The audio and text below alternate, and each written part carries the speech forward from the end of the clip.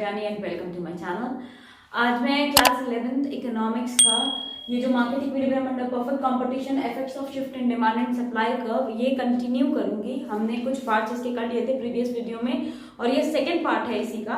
यहाँ पे हम वो करेंगे कि कैसे ये जो एक्सेप्शनल सिचुएशंस थी हमारी, change in demand and equilibrium price और उसकी जो एक्सेप्शनल सिचुएशंस थी, आज हम वो करेंगे। ठीक है, सबसे पहली कंडीशन लेते हैं जब सप्लाई के बारे में जब हम करेंगे, when supply curve is perfectly elastic and when supply curve is perfectly inelastic.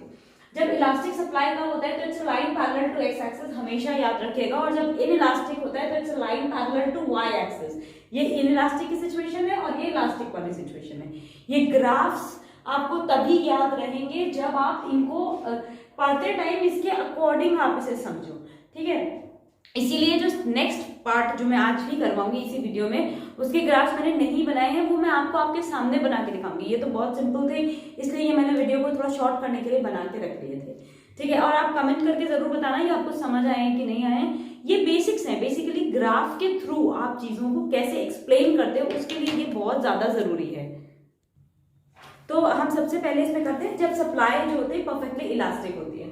तो ये कंडीशन है, देखो प्राइस और सप्लाई लाइन सेम है और यहाँ पे सप्लाई आप देख सकते हो, जैसे ये है हमारी प्राइस लाइन या सप्लाई लाइन, और ये डिमांड ओरिजिनल थी, डिमांड इंक्रीज हो गई यहाँ से यहाँ पे। आप देखोगे डिमांड इंक्रीज हो गई लेकिन सप्लाई कांस्टेंट है। इलास्टिक सप्लाई यानी कि जितनी डिमांड बढ़ी अकॉर्डिंगली क्वांटिटी डिमांडेड OQ से OQ1 पे शिफ्ट हो गई, तो इसीलिए प्राइस जो है वो कांस्टेंट ही है, प्राइस बढ़ा नहीं तो हमने क्या पढ़ा था पहले कि अगर डिमांड बढ़ जाती है तो प्राइसेस, और अगर सप्लाई कांस्टेंट है तो प्राइस राइज हो जाते हैं। तो हमने यही पढ़ा था कि अगर सप्लाई कांस्टेंट है तो प्राइस राइज होंगे, अगर सप्लाई भी डिमांड के साथ साथ इंक्रीज कर जाती है एट द सेम प्राइस तो प्राइस इंक्रीज नहीं होंगे, प्राइस उतने ही रहेंगे। जितनी डिमांड बढ़ी उतनी सप्लाई भी बढ़ गई और उसको उन्होंने कवर कर लिया। सिमिलरली जब डिमांड डिक्रीज करी तो सप्लाई भी OQ से OQ2 पे शिफ्ट हो गई, प्राइस के ऊपर में कोई इफेक्ट नहीं पड़ा, प्राइस जो है वो कांस्टेंट है। अब सेकेंड कंडीशन है जब सप्लाई परफेक्टली इनइलास्टिक है। अगर सप्लाई इनइलास्टिक है तो it's line parallel to Y axis, जैसा मैंने आपसे कहा था। डिमांड कर्व D से D1 पे शिफ्ट हो गया तो प्राइस, देखो डिमांड बढ़ गई, सप्लाई हम रेज नहीं कर पा रहे हैं। इन केस अगर मेरी सप्लाई बढ़ नहीं सकती है तो प्राइसेस OP से OP1 पे शिफ्ट हो जाएंगे। सिमिलरली अगर मेरी डिमांड डिक्रीज हो गई और सप्लाई उतनी कितनी है तो प्राइसेस रिड्यूस हो जाएंगे OP से OP2 पे।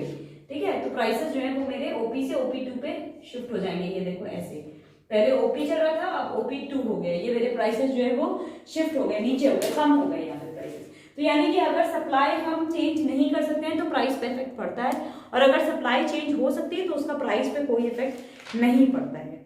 ठीक है, नेक्स्ट वाला सिचुएशन जो है इसमें ये है कि जब सप्लाई और इक्विलिब्रियम प्राइस, ठीक है, ये सेकेंड कंडीशन है जिसमें सप्लाई और इक्विलिब्रियम प्राइस के अकॉर्डिंग है एक्सेप्शनल सिचुएशन की। जब डिमांड परफेक्टली इलास्टिक है, फाइन, डिमांड परफेक्टली इलास्टिक यानी कि line parallel to X axis, supply जो थी वो यहाँ से यहाँ पे शिफ्ट कर दी तो अकॉर्डिंगली क्वांटिटी डिमांडेड OQ से OQ1 पे शिफ्ट हो गई, तो प्राइस जो है अभी भी उतनी ही है और डिमांड अकॉर्डिंगली चेंज हो रही है। डिमांड इलास्टिक है ना तो उसका प्राइस पे कभी भी इफेक्ट नहीं पड़ता, जितनी सप्लाई इंक्रीज होती है डिमांड भी उतनी बढ़ जाती है। यानी कि कस्टमर्स इस प्राइस पे कितना भी लेने को तैयार है, जितना आप सप्लाई करोगे वो उतना खरीदने को तैयार है।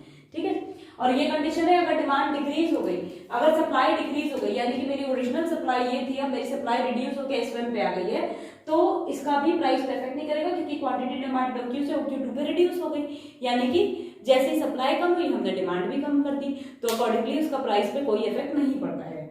नेक्स्ट कंडीशन है अगर डिमांड परफेक्टली इनइलास्टिक है, यानी कि डिमांड चाहे आप प्राइस बढ़ाओ चाहे घटाओ उसका डिमांड पे कोई इफेक्ट नहीं पड़ता है। Demand is line parallel to Y axis.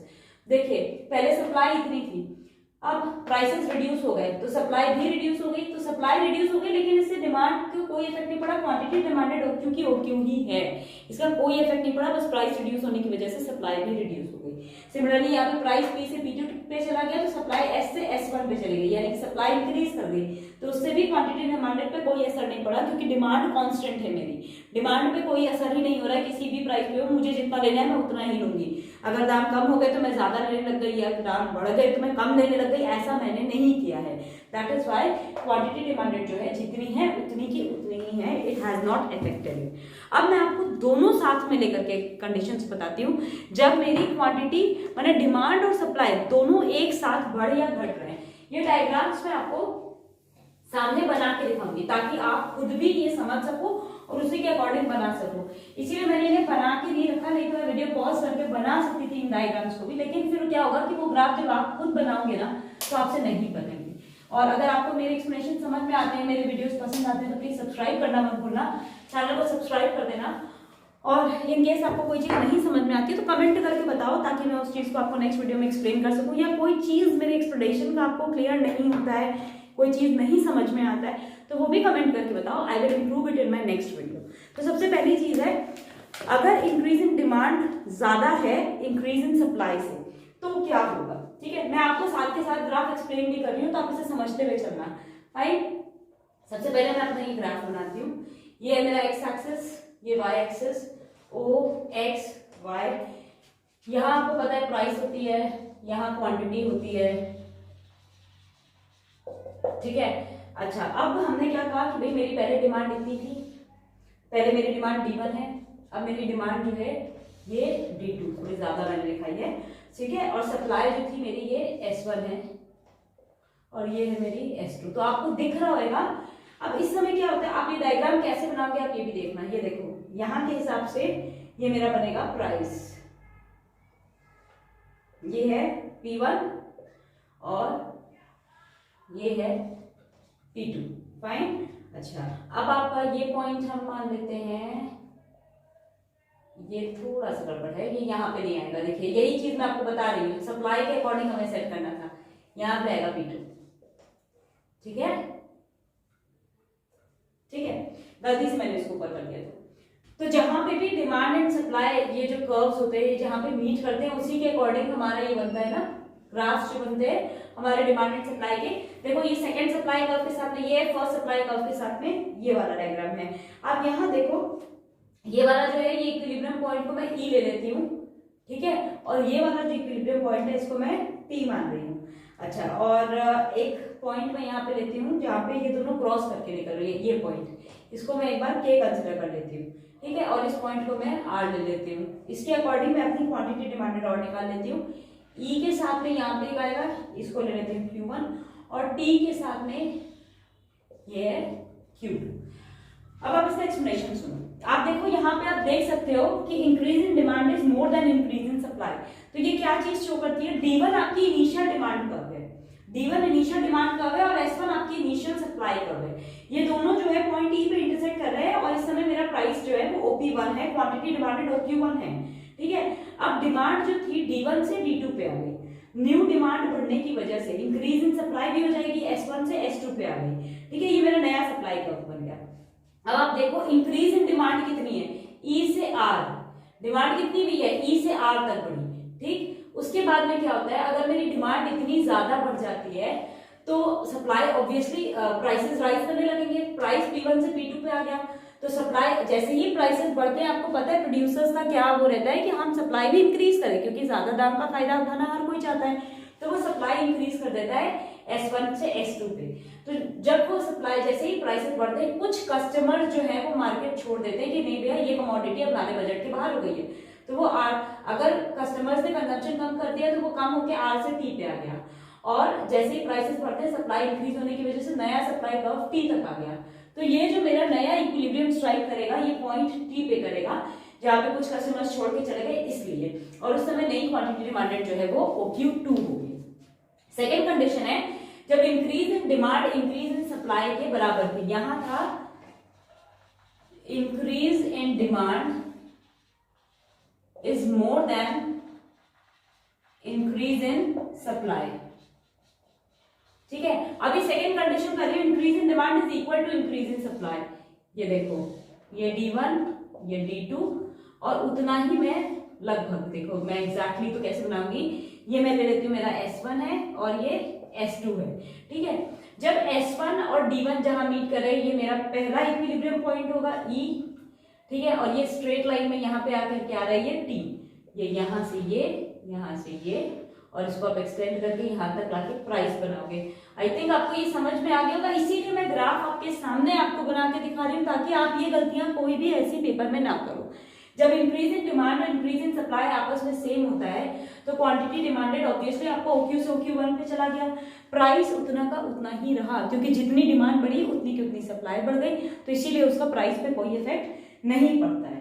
ठीक है, यहाँ पे सेम चीज है, ये क्वांटिटी है, ये प्राइस है, क्वांटिटी को QTY लिख देती हूँ। यहाँ पे increase in demand is equal to increase in supply. I think आपको ये भी समझ में आ गया होगा, एकदम अच्छे से क्लियर हो गया होगा। And third condition is that अगर इंक्रीज इन सप्लाई, आप इससे भी समझ सकते हो, इंक्रीज इन सप्लाई ज्यादा है इंक्रीज इन डिमांड से।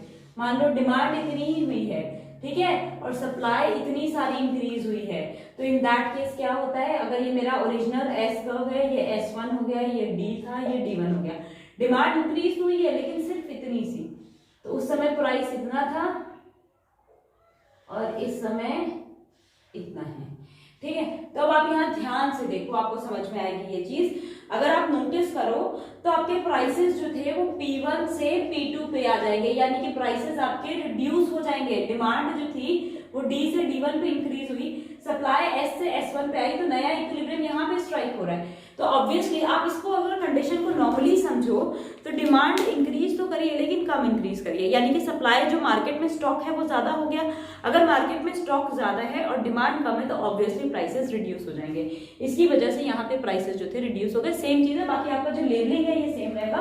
कंडीशन ये वाली ये है कि increase in demand is less than increase in supply. तो ये तीन कंडीशंस हमने यहाँ पे करी है। आई होप आपको ये चीज समझ में आई है, ये वीडियो यहाँ तक आपको अच्छे से क्लियर हुआ है कि हम इन सिचुएशंस को कैसे डील करते हैं। अभी इसमें एक पार्ट और है, जब simultaneously decrease in demand and increase in supply, या सप्लाई एंड डिमांड जब एक साथ चलते हैं वो, और उसके साथ में कुछ क्वेश्चन आंसर्स जो है इसके, और जो एप्लीकेशन टूल्स होते हैं डिमांड एंड सप्लाई के, जो प्राइस सीलिंग होती है और प्राइस फ्लोर होता है, ये सब चीजें मैं आपको नेक्स्ट वीडियो में समझा करके कवर करूंगी।